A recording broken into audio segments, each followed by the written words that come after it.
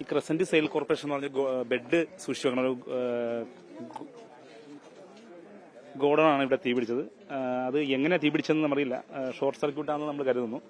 അപ്പോൾ വന്നപ്പോഴേക്കും വലിയ തീ ആളുന്നൊരു അവസ്ഥയായിരുന്നു. അപ്പോൾ നമ്മൾ തൃക്കാക്കര സ്റ്റേഷനിലെ ആൾക്കാരാണ് ആദ്യം എത്തിയത്. അതിന് ഏലൂർ സ്റ്റേഷനിലെയും തുടർന്ന് ഗാന്ധിയർ അങ്ങനെയുള്ള നിലയങ്ങളിലെ ഏതാണ്ട് ഒരു 50ഓളം ജീവനക്കാർ പണിയെടുത്താണ് ഈ തീ പൂർണ്ണമായിട്ടും നിയന്ത്രണ വിധേയമായിരിക്കുന്നത്.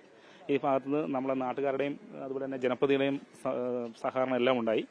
ഏതായാലും നമുക്ക് അവിടെ ഒരു മിനറൽ വാട്ടർ ഉണ്ടാക്കുന്ന ഒരു കമ്പനിയുണ്ട്. അതുകൂടാതെ ചുറ്റും വീടുകളുണ്ട്. അവരെല്ലാം നമുക്ക് പ്രൊട്ടക്ട് ചെയ്യാനായിട്ട് നമ്മുടെ ഫയർ സർവീസിന്റെ വർക്കിലൂടെ സഹായിച്ചു. പിന്നെ ഇതുകൂടാണ്ട് അന്താരാഷ്ട്ര വനിതാ ദിനം പ്രമാണിച്ച് നമ്മളുടെ പമ്പ് ഓപ്പറേഷനായിട്ട് നമ്മുടെ ജെൻസിയാണ് ഇത് ഓപ്പറേറ്റ് ചെയ്യാനായിട്ട് നമ്മൾ ചെയ്തത്. അപ്പോൾ എല്ലാ വീടുകൾക്ക് ചെറിയ കേടുപാടുകൾ ഉണ്ടായി. നിങ്ങൾക്ക് കാണാം അവിടെ AC ഒക്കെ കേടുപാടുണ്ടായി. എന്നാലും നമുക്ക് വലിയൊരു ദുരന്തത്തിൽ നിന്നും കൊച്ചിയിലെ നിവാസികളെ രക്ഷിക്കാൻ പറ്റി എന്നുള്ള ഒരു ചാരിത്രത്തോടെയാണ് ഞങ്ങൾ ഇന്ന് പോകുന്നത്.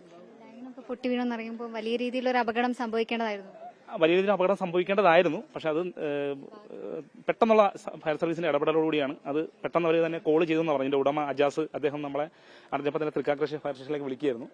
ഉടനെ തന്നെ നമുക്ക് എത്താൻ സാധിച്ചു. നമുക്ക് പിന്നെ ഇങ്ങോട്ടുള്ള ഗതാഗത തടസ്സം മൂലമാണ് നമുക്ക് അല്പമെങ്കിലും വൈകിട്ടില്ല. അത് വൈകിട്ട് നിങ്ങൾക്ക് ആർക്കെങ്കിലും തോന്നുന്നുണ്ടെങ്കിൽ അത് ഇവിടുത്തെ ഗതാഗത തടസ്സം മൂലമാണ്. വഴിയിലൊക്കെ വണ്ടികളൊക്കെ പാർക്ക് ചെയ്തിരിക്കുകയായിരുന്നു.